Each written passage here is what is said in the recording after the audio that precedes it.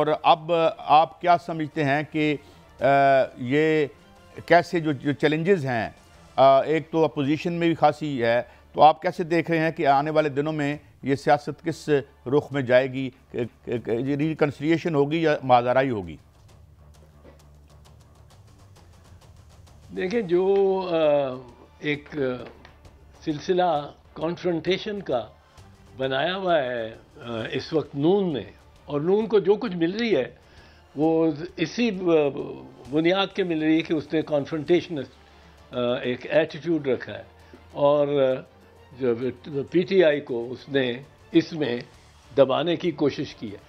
اب آپ نے ہمارے جو چیئرمین پیپلز پارٹی کے بلاول بھٹو زرداری، اس کو بھی جو ایک بڑا پاپولر کینڈیڈیٹ تھا ہمارے سب کینڈیڈیٹس میں، وہ ایک مقبول کینڈیڈیٹ تھا اور وہ جیتا ہوا، اس کو بھی ہرا دیا اور مارجن اتنا دے دیا جس طرح کو جو عطا اللہ تارڑ ہے وہ سب سے پاپولر شخص ہے اس کیمپین میں، وہ کہاں سے پاپولر؟ کون اس کو جانتا ہے؟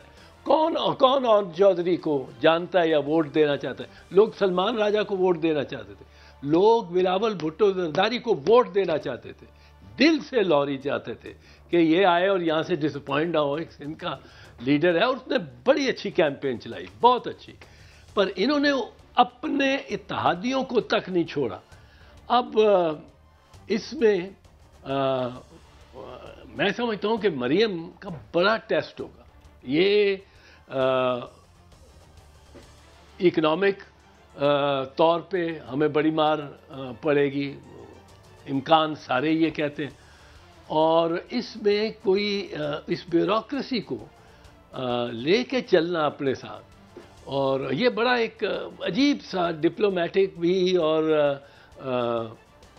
روب بھی اور ڈپلومیٹکلی بھی آپ ڈیل کرو، اور سیاست صحیح دیکھنی پڑے گی، دیکھنے کو ملے گی مریم کی۔ آئی تھنک وہ ایک ٹیسٹ کیس ہوگا، because she has been introduce for the first time into this electoral politics, اور لیکن میں سمجھتا ہوں کہ میں اس کو یہ داد دیتا ہوں مریم کو، اور میں دیتا رہا ہوں کہ شی ہیز شون ایک گٹس اس نے دکھائی ہیں کہ وہ اپنے والد کے ساتھ یہاں جیل میں جانے کو، مطلب ہے دیر از نو ادر آپشن، یہاں سے وہ عدالت میں شی وینٹ ہوائی جہاز سے she went to Adiala jail اپنے والد کے ساتھ، وہ لندن سے پھر بھی آ گئی۔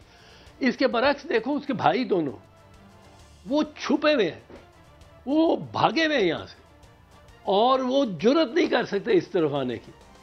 تو اس معاملے میں مریم کو یہ کریڈٹ جاتا ہے کہ اس نے مسلم لیگ نواز کی اپنے ایک عہد میں، اب تو مسلم لیگ نواز کے الیکشن کیمپین میں تو ڈیڈ فش کراؤڈز تھے، ڈیڈ فش، مری مچھلی جس میں ہوتے تھے اس میں انرجی نہیں تھی، بٹ مریم نے پہلے بڑی انرجی ڈالی رکھی، اور میاں صاحب باہر بیٹھے رہے اینڈ شی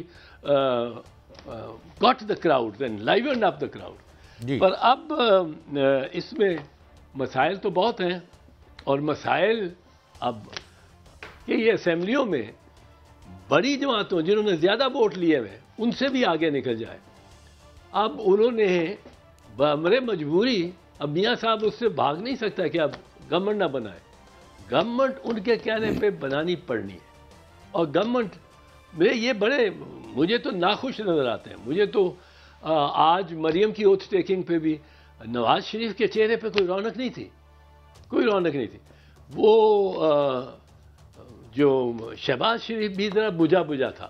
یہ اس وقت جب آپ کی بیٹی پہلی خاتون وزیر اعلیٰ بن رہی ہو، ملک میں تاریخ بنا رہی ہو، اور آپ کے چہرے پہ کوئی ایک بھی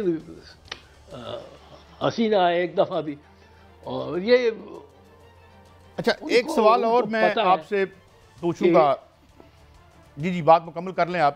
میں نے ایک اصل میں آئی ایم ایف کا سوال پوچھنا ہے، بڑی لے دے ہوئی اور بڑا تنقید ہوئی خان صاحب پہ کہ یہ تو ایک قومی معاملہ تھا، تو اس پہ تو اس کو آپ کیسے دیکھتے ہیں قانونی طور پر بھی اور ویسے سیاسی اور اخلاقی طور پر بھی؟ بڑا مشکل یہ ہے اس پہ خان کو کچھ ایڈوانٹیج ملنا، اور خاص کر جو حالات برے ہوتے گئے تو خان کو بڑے کی بہت تنقید ہوگی اور اس کو بڑا اس کا نقصان ہوگا جو ڈیسیجن لیا اور جو خط لکھا ہے کہ نہیں لکھا یہ ابھی سمجھ نہیں آ رہی، پر سوال اس نے بھی ویسے کوئی برا تو نہیں لیا، غلط تو نہیں اٹھایا. دیکھو اس کو آپ نے تو دیوار سے لگا دیا، اس کا بلے کا نشان لے لیا، جو ووٹر کا نشان ہے، ووٹر کی پراپرٹی ہے، پارٹی کی نہیں ہے، وہ آپ نے اس سے لے لیا. اس کو آخری 3 دنوں میں 7 فروری سے پہلے آپ نے 3 اس کے خلاف فیصلے لیے عدالتوں نے، اور جو اس طرح انہوں نے کیا ایک ہی دن بیٹھ کے 14 گھنٹے بیٹھ کے انہوں نے 14 سال 7 سال 10 سال، اور یہ یکے بعد دیگرے سزائیں ہیں. یہ ایک نہیں کہ 14 سال میں 7 سال بھی کٹ جائے گی اور 10 سال بھی کٹ جائے گی، یہ 31 سال کی سزائیں دے دی اس کو، اور اس کو آپ نے کہا یہ تو دنیا کو دکھا دیا کہ یہ ختم ہے. اب وہ جو سزائیں آپ نے دی یہ اور بات ہے کہ اس سے ہمدردیاں اور لوگوں کی عمران خان سے ہو گئی، پر جو کمایا مسلم لیگ نواز نے وہ آپ دیکھ لیں کہ اس کو خسارہ ہوا ہے بڑا سخت ان سزاؤں کے دینے سے. اور جو عمران نے سوال کیا کیا ہے آئی ایم ایف سے متعلق، انہوں نے کہا یہ قرضہ واپس کس نے کرنا ہے، یہ قرضہ واپس کس نے کرنا ہے. دیکھیں قاضی صاحب بڑی سمپل سی بات ہے جو کوئی بات ہی نہیں کرتا، میں نے نہیں کسی سے سنی کہ پاکستان قرضہ تو لے لے گا پر واپس کس نے کرنا ہے. واپس ہم اشرافیہ نے تو نہیں کرنا. میرے پہ تو انکم ٹیکس اس طرح نہیں بڑھے گا جس طرح کہ ماچس کی ڈبیا پہ وہ ڈیوٹی یا امپورٹ ٹیکس یا اگر امپورٹڈ یہاں کا جو بھی مال ہے اس پہ custom duty, production sales duty, sales tax یہ بڑھیں گے. یہ واپس غریب نے کرنا ہے، لینا امیر نے. اس سارے جو آئی ایم ایف کے جتنے پیسے آئے ہیں ہمارے پاس وہ سارا غریبوں کو کہاں ملا ہے.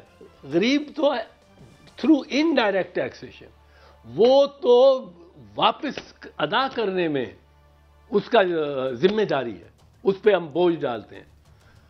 ہم کھا پی گئے ہیں قرضے. کوئی $120 بلین کا قرضہ ہے ہمارے پہ، ایکسٹرنل ڈیٹ 80 کھرب 80 ٹریلین روپیز کا ڈومیسٹک قرضہ ہے. یہ کہاں ہے؟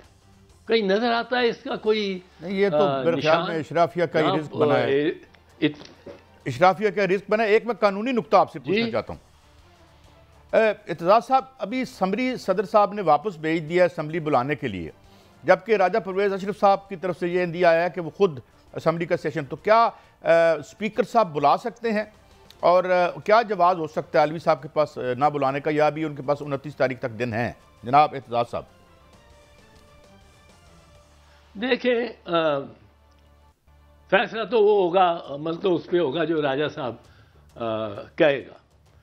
لیکن میں یہ عرض کر دوں کہ پریزیڈنٹ پہ یہ واجب ہے کہ وہ اسمبلی کا اجلاس بلائے، لیکن آدھی اسمبلی کا نہیں. جب تک اس میں اقلیتیں نہ بیٹھی ہوں، عورتیں جنہوں نے الیکٹ ہونا ہے وہ نہ بیٹھی ہوں، تو وہ اسمبلی نامکمل ہے. جس وقت اسمبلی مکمل ہو جاتی ہے صدر پہ لازم ہو جاتا ہے کہ وہ بلائے.